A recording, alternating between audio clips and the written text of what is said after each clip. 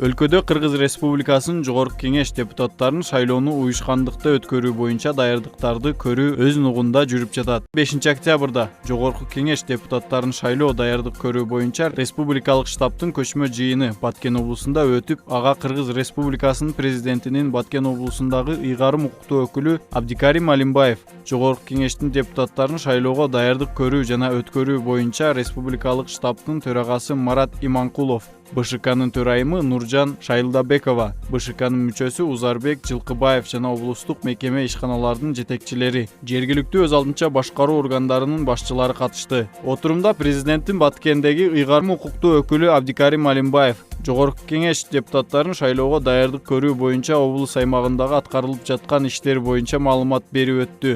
Өкүл өз сөзүндө шайлоо ачык, айкын, таза мыйзам бузуусуз өткөрүү боюнча бардык аракеттер көрүлөрүн билдирди. Ошондой эле адилеттүү шайлоо өткөрүү боюнча облус активине бир канча талаптарды койду.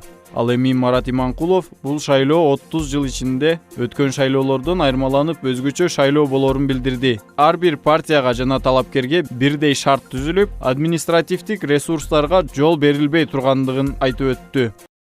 Маалымдоо менен үгүттүн дагы так айырмалап, ошол үчүн мисалы конкреттүү мисалдардын негизинде дагы аябай жакшы түшүндүрүп бергенге аракет кылып жатабыз. Анан кийин айтып жатышат, аябай сонун болду, биз эми айырмасын аябай так билип калдык, оңой эле турбайбы деп кетип атышат биздин тренингтерден кийинчи. Анан кийин ушул көпчүлүк учурда ушул маалымдоо менен үгүттүн айырмасын билбегендиктен коркушуп, аларчы журналисттерчи анан кийин саясий партия же талапкер жөнүндө маалымат жасап койсом эле үгүт болуп калат, анан борбор шайлоо комиссиясы бизди аккредитациябызды алып салат деп коркушуп эле элементар түрдө мындай маалымдоо иштери дагы жүрбөй калып атат да. Маалымдоо иштери негизи массалык маалымат каражаттарында абдан кеңири жүрүш керек. Үгүт материалдары мындай бир аз эле проценттин болуп, көбүнчө мисалы маалымдоо иштери жүргүзүлүшү керек да. Анткени шайлоочуларга элементардуу түрдө саясий партиялар тууралуу дагы маалыматтар жетишсиз. Саясий партиялар талапкерлердин шайлоо программалары тууралуу дагы маалыматтарды берүү, бул маалымдоо бере бериш керек. Болгону бир укук, бирдей укуктуулук, бирдей мамиле. Ушул принциптерин аткарыш керек да.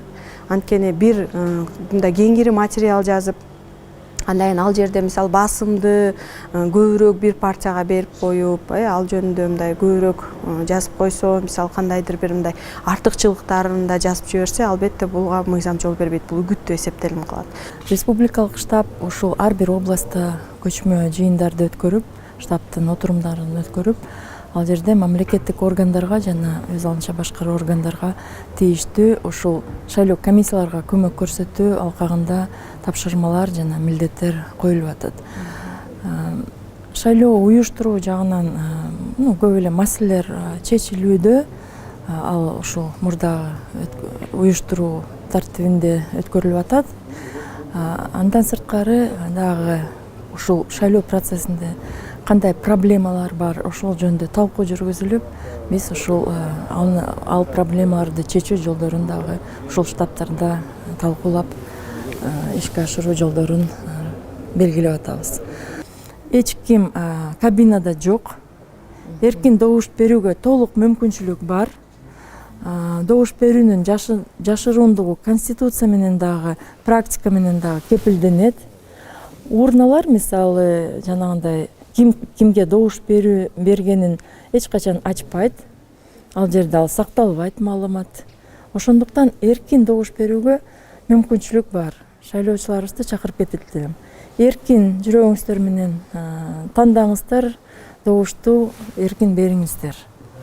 Акча мындай жанагындай турмуштук кыйынчылыктардын натыйжасында эгерде кандайдыр бир ушундай жолго барсаңыздар, ошондо деле мүмкүнчүлүк бар, эркин добуш берсеңиздер. Эч ким көрбөйт. Эч ким көрбөйт, эч ким таасир этүүгө укугу жок, эч ким көрбөйт жана билбейт кимге сиздер добуш бердиңиздер.